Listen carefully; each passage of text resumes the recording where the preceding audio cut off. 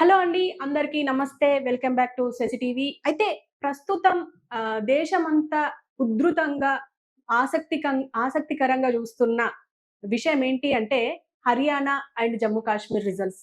అయితే ఇప్పుడు ప్రస్తుతం మనం ఎలక్షన్ బోర్డ్ విడుదల చేస్తున్న రిజల్ట్స్‌ని చూద్దాం. అండ్ రిజల్ట్స్ ఏం చెప్తున్నాయి? అంటే మొదటి నుంచి మనం మార్నింగ్ నుంచి ఇప్పటి వరకు చూసుకుంటా ఉంటే కాంగ్రెస్ ప్రభుత్వం ఏర్పాటు చేస్తుంది హర్యానాలో అని అనుకుందాం. కానీ ఒకటేసారి మొత్తం చేంజ్ అయిపోయింది. ఇంకో పక్క చూస్తే జమ్మూ కాశ్మీర్‌లో ఇంకా లీడింగ్ పొజిషన్ కూడా ఇంకా రాలేదు కాంగ్రెస్‌కి. ఇంకో పక్క అంటే ఆల్రెడీ కర్ణాటక, తెలంగాణలో ప్రభుత్వం ఏర్పాటు చేసినాం. అండ్ హర్యానాలో కూడా ఏర్పాటు చేస్తామన్న ఆలోచనతో అండ్ ఖచ్చితంగా మేము ఈసారి ప్రభుత్వాన్ని ఏర్పాటు చేస్తామని చెప్పి అన్నారు. అండ్ చేస్తారు అని అనుకున్నారు. ఇంకో పక్క దేశం మొత్తం కాంగ్రెస్ శ్రేణులందరూ ఆహ్, సెలబ్రేట్ చేసుకుందాం, సంబరాలు చేసుకుందాం అనుకునే టైంకి ఒకేసారి రిజల్ట్స్ తారుమారయ్యాయి. అసలెలా? అసలు చూసుకుంటే మ్యాజిక్ ఫిగర్ దాటేస్తుంది కాంగ్రెస్ అని అనుకున్న టైంలో సడెన్‌గా బీజేపీ లీడ్‌లోకొచ్చేసింది. మ్యాజిక్ ఫిగర్ కూడా దాటేసింది. సో, అదంతా ఇప్పుడు చూద్దాం. ఇప్పుడు ప్రస్తుతం హర్యానా లీడింగ్‌లో చూస్తే భారతీయ జనతా పార్టీ అండ్ బీజేపీ లీడ్‌లో ఉంది. అండ్ కాంగ్రెస్ చూసుకుంటే 35 స్థానాల్లో అంటే 35 స్థానాల్లో లీడ్‌లో ఉంది. సో, ఇంకా మిగతావి చూసుకున్నా కూడా ఐఎన్ఎల్‌డి ఒక స్థానం, బీఎస్పీ ఒక స్థానం అండ్ ఇండిపెండెంట్ ఇక్కడ చూసుకుంటే ఇండిపెండెంట్‌కే ఎక్కువ వచ్చినట్టుగా అనిపిస్తుంది. అంటే మిగతా పార్టీల గురించి చూసుకుంటే. కానీ ఇక్కడ పోటీ మాత్రం హర్యానాలో పోటీ మాత్రం బీజేపీకి అండ్ కాంగ్రెస్‌కి బాగా పోటీ జరుగుతుందనుకోవచ్చు. ఎందుకంటే మనం రీసెంట్‌గా చూసుకున్నాం. మా జోడో యాత్ర స్టార్ట్ చేసినప్పటి నుంచి రాహుల్ గాంధీ ఏదైతే అంటే ఆయన వెళ్ళిన తీరు కావచ్చు, అందరికి నచ్చిందో లేదో చూసుకుంటే అటు కర్ణాటకలో, ఇటు తెలంగాణలో హ్మ్. కాంగ్రెస్ వచ్చేసింది. సో, ఇప్పుడు ఇక్కడ మ్యాప్‌లో కూడా చూసుకున్నా కూడా భారతీయ జనతా పార్టీకి అండ్ ఈ బ్లూ కలర్‌లో ఉన్నది కాంగ్రెస్. సో, ఇవి లీడ్‌లో ఉన్నట్టుగా అనిపిస్తుంది. కానీ అక్కడక్కడ ఇక్కడ ఇది చూసుకుంటే ఈ రెడ్ చూస్తే చూడండి ఇక్కడ రైనా, రానియా ఇక్కడ ఐ ఐఎన్ఎల్‌డి అంటే ఇండియన్ నేషనల్ లోక్‌దల్ అరుణ్ చౌలాలా లీడ్‌లో ఉన్నారు. అంటే అదర్ పార్టీ. అండ్ ఇప్పుడు మళ్ళీ ఇంకోటి చూసుకుంటే మనం చూసుకోవచ్చు. ఇక్కడ ఇండిపెండెంట్లు గ్రీన్ కలర్. గ్రీన్ కలర్‌లో చూస్తే దేవేందర్ కడ్యాన్ ఇండిపెండెంట్. ఈయన లీడ్‌లో ఉన్నారు. అండ్ కాంగ్రెస్ సెకండ్ లెవెల్‌లో ఉంది. భారతీయ జనతా పార్టీ థర్డ్ లెవెల్‌లో ఉంది. సో, మనం ఎక్కడ చూసినా ఇప్పుడు 4 ప్లేసెస్‌లో అనుకున్నాం. అంటే 4 ప్లేస్‌లో అనుకున్నాం. ఆ 4 ప్లేసుల్లో ఇండిపెండెంట్ ఉంది. అండ్ 35 స్థానాల్లో అండ్ ఇంకా భారతీయ జనతా పార్టీ అండ్ ఇటు కాంగ్రెస్ లీడ్‌లో ఉన్నారు.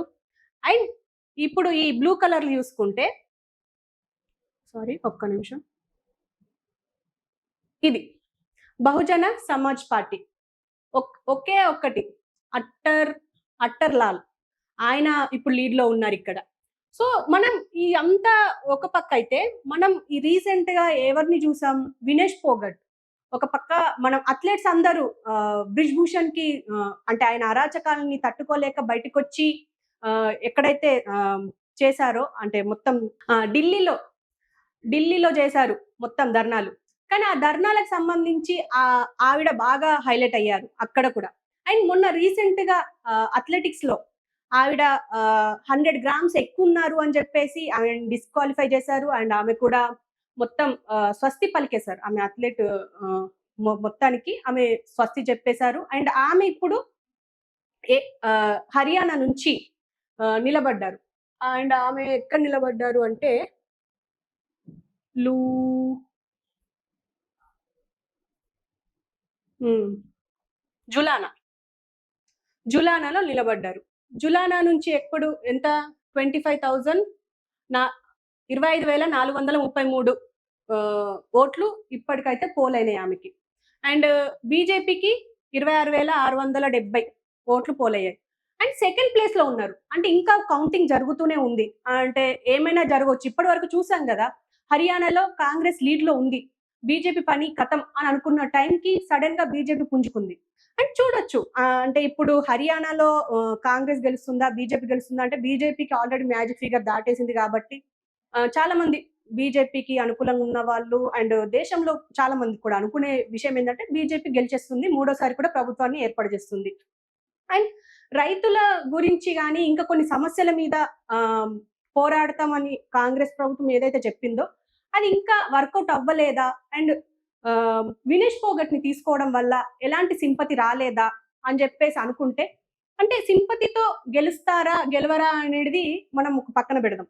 కానీ ఎప్పటికైనా కాంగ్రెస్ ప్రభుత్వం గెలిచే ఛాన్సెస్ 90% ఉన్నాయి అని జెప్పేసి అనుకుంటున్నాం.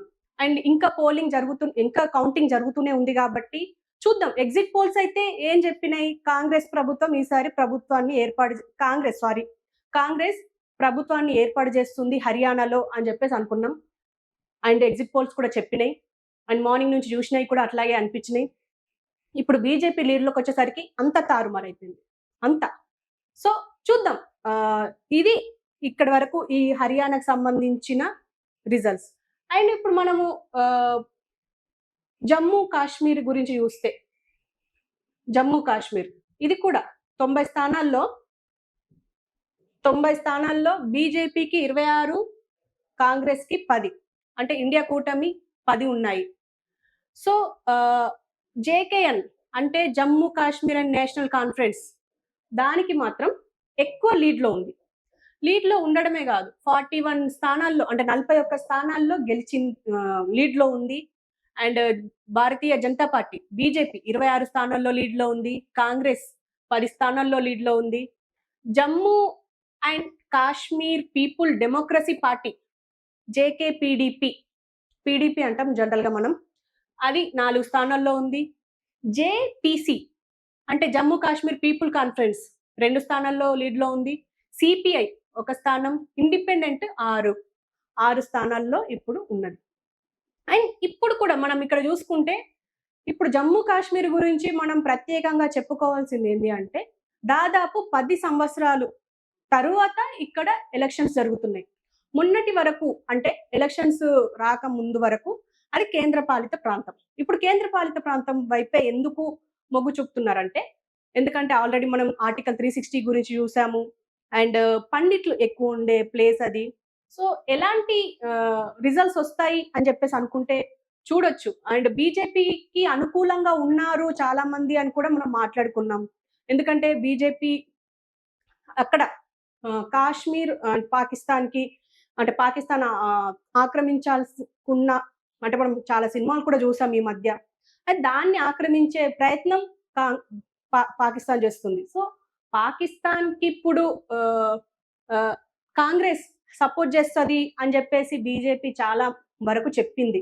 సో ఎట్లైనప్పటికీ ఇక్కడ చూస్తే జేకేఎన్ మాత్రం లీడ్‌లో ఉంది. మరి చూడాలి. అంటే ఇప్పుడు ఇంకా పోలింగ్ జరుగుతూనే ఉంది. అండ్ పోలింగ్ కంప్లీట్ అయ్యేసరికి ఏది ఎలా తారుమారవుతుంది అని చెప్పేసి మనకు చెప్పలేం. ఎందుకంటే ఇంకో 2, 3 గంటల్లో మొత్తం రిజల్ట్స్ మొత్తం వచ్చేస్తాయి.